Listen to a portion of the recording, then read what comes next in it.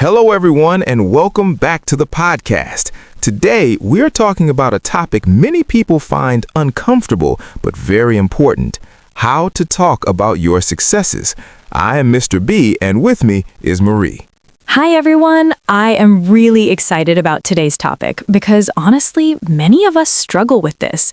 We work hard, we achieve something, but when it comes to talking about it, we feel shy or guilty. Exactly. Some people feel they are showing off, some feel others will judge them, and some just do not know the right words. Yes, and sometimes we stay silent for so long that people do not even know what we are capable of. That is very true. So today, we will talk about why it is important to talk about your successes, how to do it confidently, and how to do it without sounding arrogant. And we will also share examples and simple sentences you can actually use in real life. Perfect. Let us start with the first question. Why is it hard for people to talk about their successes? I think many of us are taught from childhood to stay humble. We hear sentences like, don't brag, do not show off, be quiet.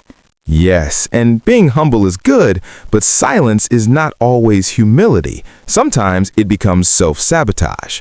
Exactly. When you don't talk about your success, others may assume you have done nothing. And in professional life, this can be dangerous. If your manager does not know what you achieved, how will they reward you? Right. So the first mindset shift is understanding that talking about success is not bragging, it's sharing information. I love that. Sharing information. Let us repeat that. Talking about your success is sharing information. Yes, and information helps others understand your value. Now, let us talk about the difference between confidence and arrogance. This is very important. Arrogance is when you put others down. Confidence is when you respect yourself. Very nicely said. Arrogance sounds like I'm better than everyone. Confidence sounds like I'm proud of my work. Exactly. So when you talk about your success, focus on your journey, not comparison. Good point. Now, let us move to practical situations. First situation, job or workplace. This is where many people stay silent. Yes. So imagine your manager asks, how is your project going? What should you say? Instead of saying, it's fine, you can say, I completed the project on time and improved the process, which saved the team some hours. Very clear, very factual, no ego, just facts. Yes, and you can also add, I really enjoyed working on it. That shows positivity. Another example, during performance reviews. Many people feel uncomfortable here, but this is exactly the right time to talk about success. So you can say, this year I handled 3 major tasks successfully and received positive feedback from clients. Yes, and always use results, numbers, feedback, outcomes. Now, second situation, social situations, friends, family. This is tricky because you do not want to hurt feelings. True, but you should not hide your happiness either. So instead of saying nothing, you can say, I'm really happy. I worked hard for this and it finally paid off. That sounds honest and human. Yes, and if someone congratulates you, do not say, oh, it was nothing. Very important point. Accept compliments. Just say, thank you. That means a lot. Now, third situation, social media. This is where many people either overshare or completely disappear. Yes, so what is a healthy way? Share the achievement, but also share the effort. For example, proud to complete this project after months of learning and hard work. That shows growth, not ego. Exactly, and avoid putting others down indirectly. Now, let us talk about language, simple sentences people can use. Yes, let's give them ready-to-use lines. Sentence 1, I'm proud of what I achieved and the effort I put into it. Sentence 2, this was a big learning experience and I'm happy with the result. Sentence 3, I worked consistently and I'm grateful it showed results. Sentence 4, I'm excited about this milestone and looking forward to what's next. Very good. Now, let us talk about tone.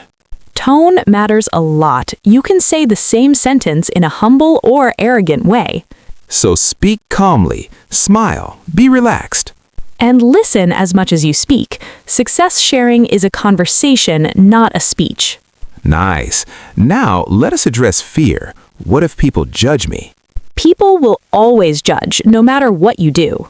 True. But the right people will feel inspired, not threatened. And sometimes your success gives others permission to dream bigger. Yes, that is powerful. Now, let us talk about storytelling. Stories are better than statements. Instead of saying, I'm successful, you can say, I struggled at first, but I kept going, and this is what happened. That feels real and relatable.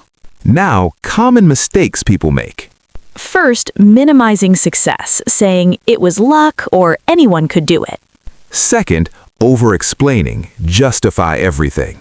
Third, comparing yourself with others. So avoid these. Yes, own your success calmly. Now, let us talk about internal confidence. You cannot talk confidently if you don't believe in yourself. So acknowledge your wins privately first. Write them down. Celebrate small victories. When you respect your effort, others will too. Exactly. Now, let us do a small role play. Sure. Marie, you just got a promotion. How do you share it? I would say, I'm happy to share that I was promoted to a new role. I'm thankful for the support and excited for new responsibilities. Perfect. Balanced and confident. Now, Mr. B, you completed a big project. I would say the project was challenging but rewarding. I learned a lot and the results were positive. Very nice. Now, final message for listeners.